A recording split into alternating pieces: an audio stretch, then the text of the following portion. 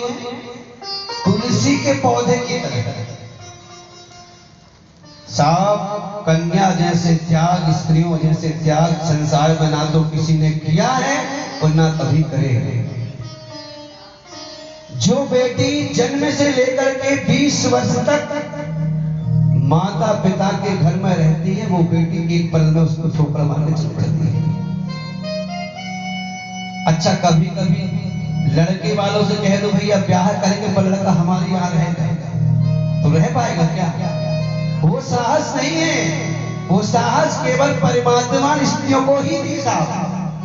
सारे सुख को, सारे ऐश्वर्य को त्याग करके एक पल में चल करती है।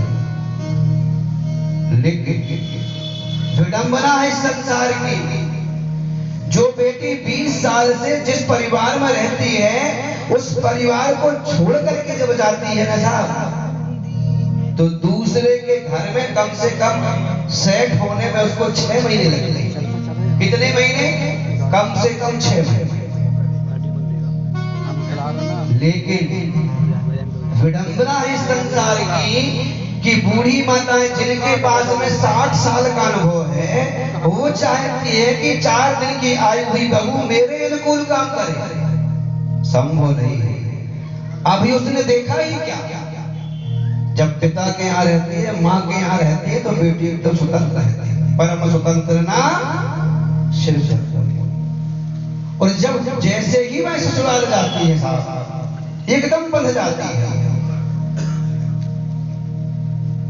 बेटियां जो होती हैं एक तुलसी के पौधे की तरह होती हैं। तुलसी के पौधे को एक स्थान से उखाड़ करके जैसे ही आप दूसरे स्थान ले जा नहीं पाओगे, और तुलसी का पौधा एकदम मुरझा जाएगा।